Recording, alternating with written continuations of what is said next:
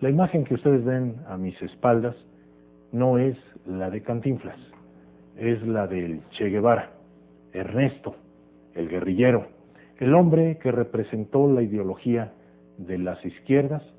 y que muy rápidamente en la década de los 60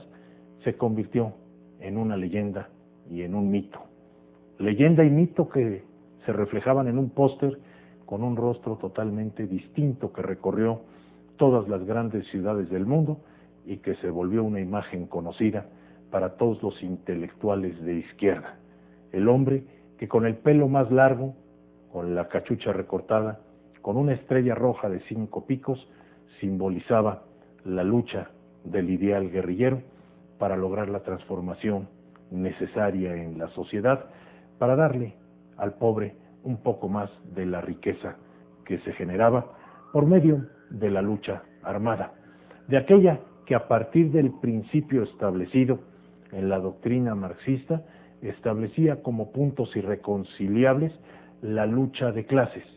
entre el que genera la riqueza y entre el que detenta la propiedad y el capital. En este orden de ideas, la ideología se convierte en hechos al separar esa lucha y convertirla en una fuerza armada guerrillera que nace a partir del éxito que tuvieron con la Revolución Cubana con su compañero de armas Fidel Castro.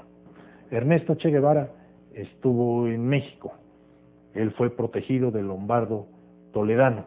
Ernesto Che Guevara estuvo en Guatemala mucho antes de la Revolución Cubana defendiendo las ideas de izquierda.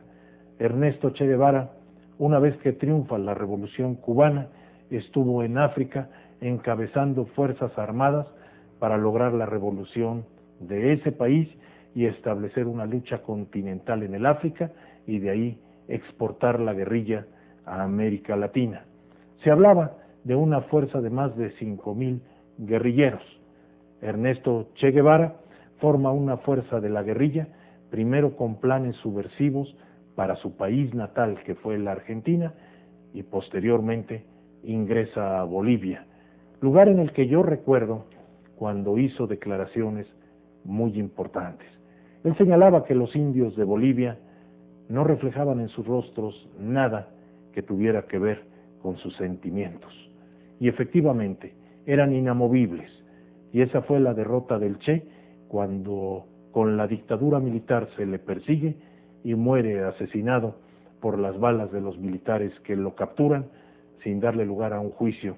ni a una tregua. A final de cuentas era clandestino,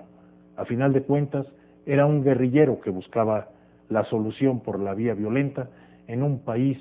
que no era ni remotamente el suyo. Le cortaron las manos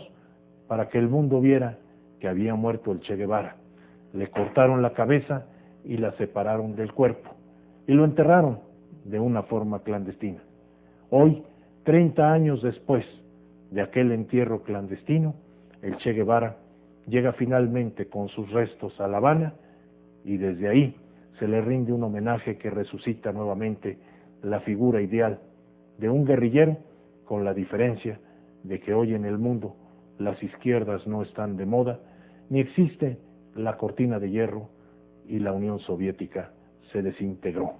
A pesar de que las ideologías nunca mueren, el Che Guevara vuelve a resucitar hasta el momento en que en unos cuantos días más, allá en la Cuba eterna que él amó, sea enterrado a 30 años de distancia de su muerte.